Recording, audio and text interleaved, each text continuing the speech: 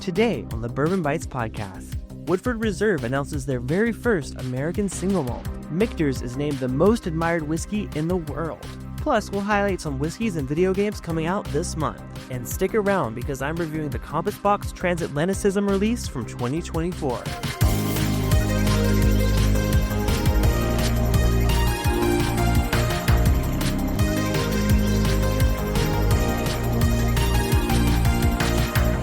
Hello, everyone, and welcome to the Bourbon Bytes podcast. I'm your host, Clifton, and this is the week of Thursday, September 4th, 2025. I hope you all had a wonderful Labor Day weekend. I know I did. I did a bit of a staycation here in Los Angeles, visited some neighborhoods that I've never really been to before or explored before. We were up in Highland Park on Saturday, and then on Monday, we went to Lakewood and had some amazing fish tacos from Tacos Natsos. And then made our way down to Bellflower to go to Round One, which is, I don't know if it's local. I don't know if they have them other places, but it's basically like an arcade / bowling alley / claw machine kind of place. Really, really cool. A lot of cute little collectible keychains and stuff that you can try to get at the claw machines.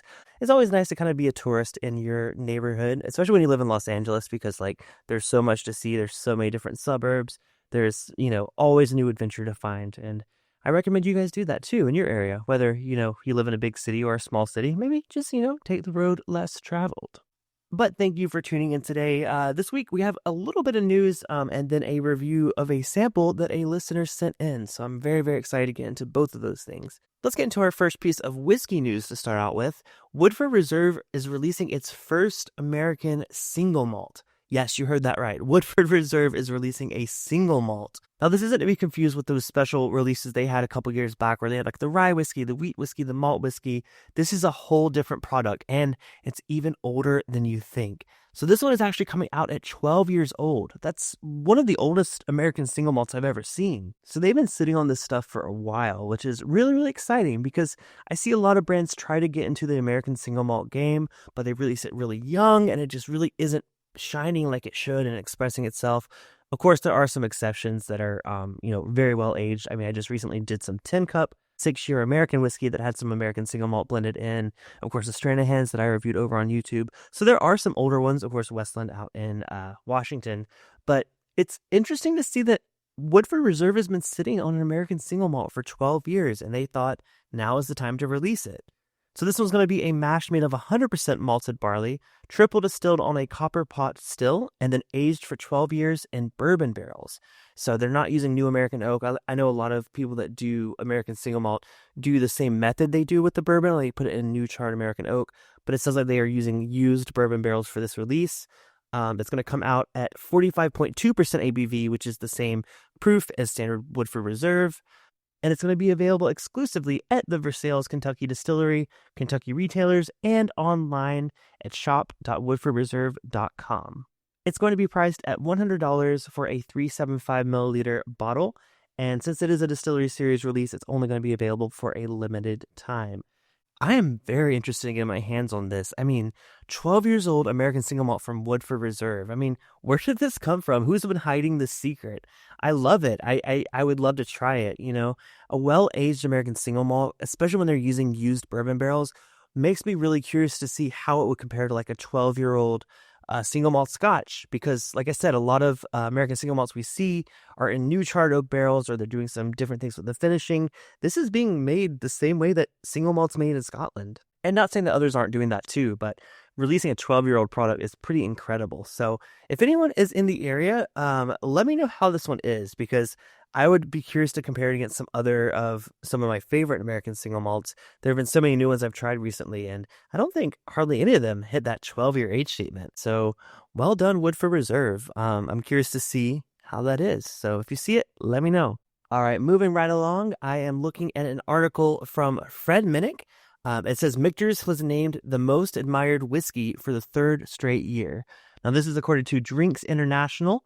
It is a top 50 ranking and is considered by many as the definitive list for the world's best whiskeys. Now, the rankings are determined by an international academy consisting of 100 independent global drinks buyers, journalists, bartenders, and whiskey experts. Now, Shay Waterworth, who is an editor at Drinks International, says, Michter's ticks all the boxes when it comes to being an admired whiskey brand.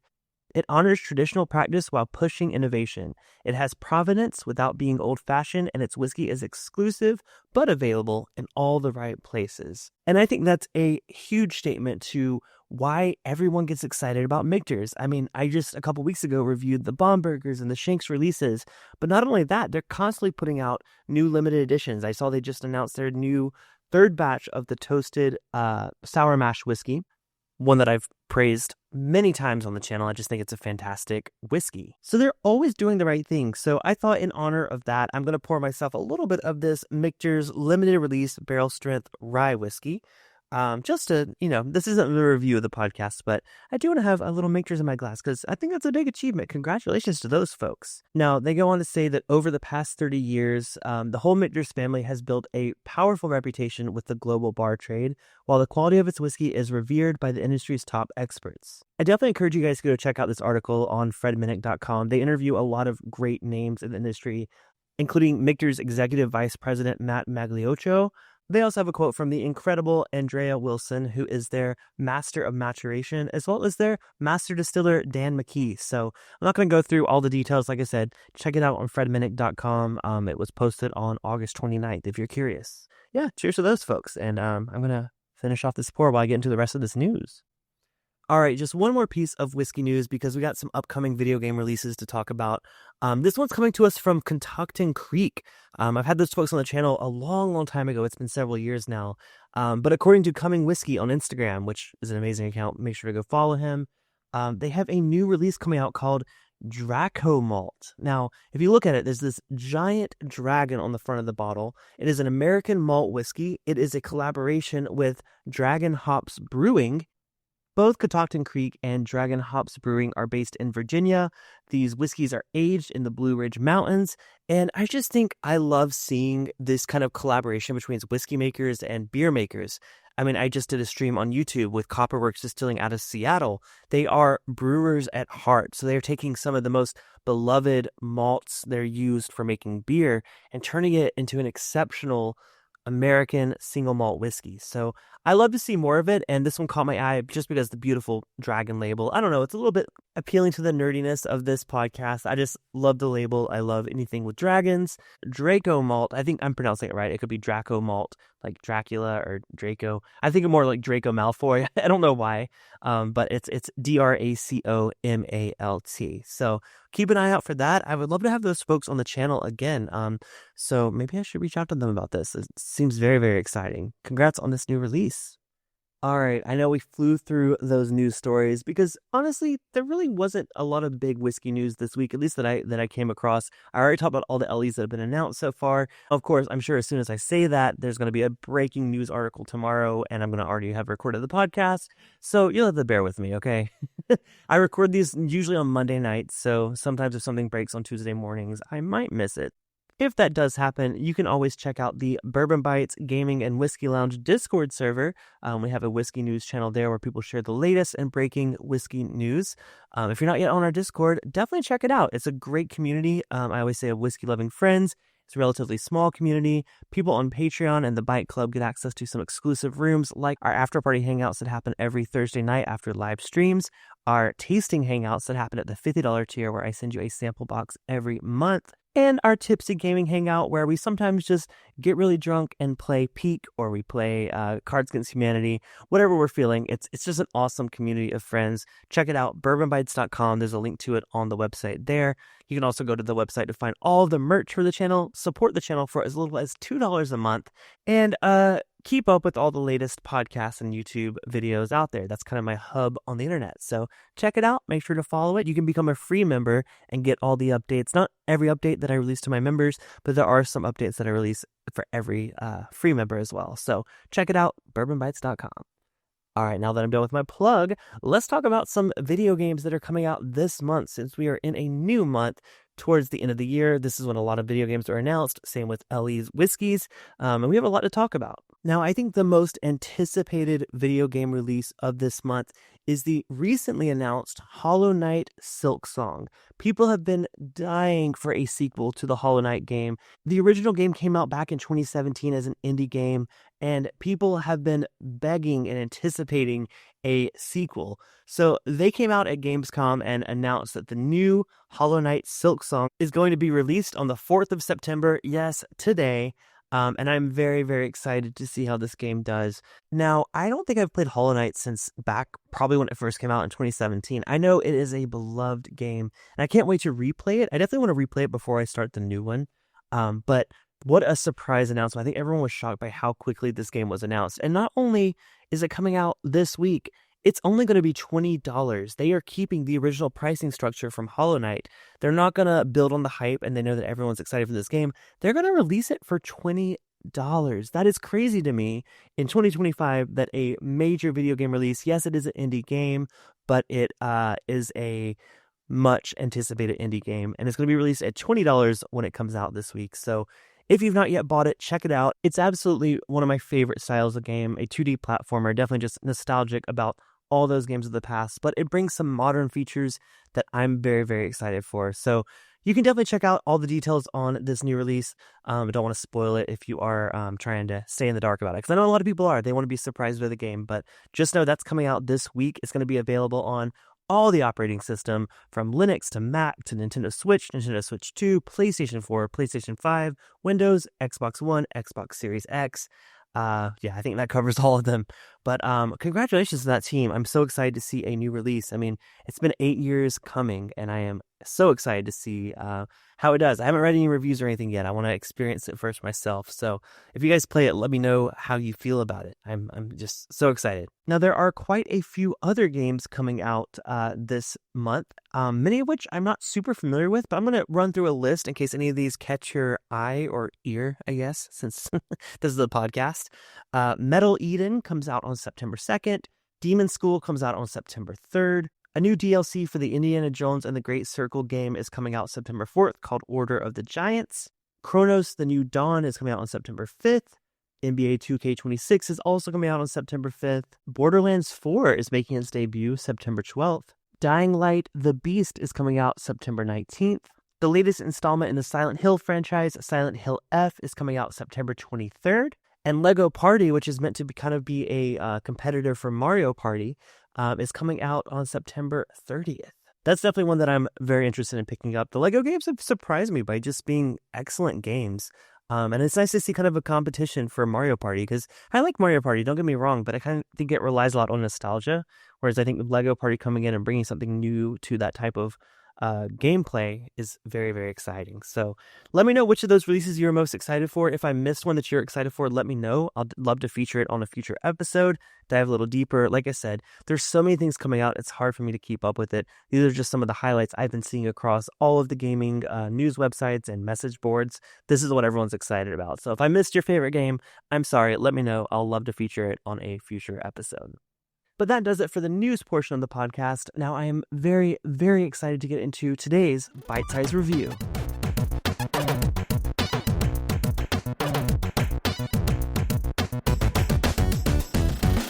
All right, well, today's review excites me in so many ways. Not only was it sent to me by amazing patron of the channel and viewer, Michael, but it was a collaboration between a whiskey reviewer and one of my favorite industry experts in the world of bourbon, especially bourbon blending. But it's not a bourbon. This is a Scotch whiskey from Compass Box. So what I'm reviewing today is the Compass Box Transatlanticism Blended Malt. This is a 2024 release. It is a collaboration between Take, who is a Reddit and also blog famous whiskey reviewer. He's been doing it since 2017. Jay, go check him out. Not just that, he collaborated with one of my favorite people in the industry, Will Schragis, formerly of Barrelcraft Spirits. I've had him on the channel at least 2 or 3 times. He's since moved on to become the founder of Wellspun Consulting, which is a consulting firm for the beverage and alcohol industry. But I knew him back when he was at Barrel, and he just was the mastermind of some of these crazy blends. I mean, you know, Barrel Seagrass, he was kind of the guy behind that. So I love to see someone who is coming from inside the industry, but in a very specifically American whiskey approach. And taking someone who, like, Take, I hope I'm pronouncing this right, it's T8KE. Honestly, I've never said it out loud, so I've always just said Take, but maybe I'm wrong about that. Jay, I'll just call him Jay. taking both of their expertise, taking their like palates and their loves for different whiskeys, and going across the pond over to London and visiting Compass Box and working with their team there to create a whiskey that satisfies both of their palates. The story behind it is incredible. There's a whole blog post. If you go to Take's website, it's t8ke.com. They have a whole article about this release and their journey over to London back in 2024 to make this blend. So what they're starting with in this blend is an extra aged, high proof 13-year-old spice tree release. Y'all know Compass Box Spice Tree. It's been out on the market for a long time, but they apparently were holding some of it back at a high age and uncut. So they tasted this and fell in love. But that wasn't all. Of course, Compass Box is known for their blends, right? So they took that high proof 13-year spice tree, mixed it with some Moscatel matured 9-year-old Linkwood, some first fill Vin Santo cask matured 9-year Clynelish, some first fill ex bourbon barrel matured 13-year Clynelish. But that's not all. So when they were getting close to finishing up their blend, James Saxon, who has recently taken over from John Glazier at Compass Box, introduced the fact that they had some 25-year-old Milton Duff. And they added a bit of this to the blend, not too much, about 15% of it. And this completely changed the flavor profile in the best way.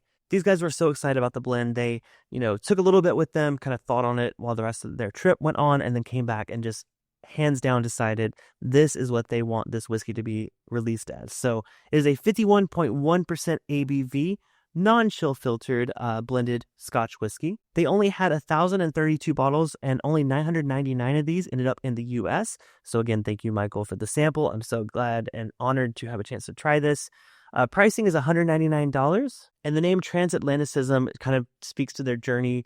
One's an influencer and one is a blender coming together, going across the pond out to our good friends at the Compass Box and making what they believe is an exceptional blend.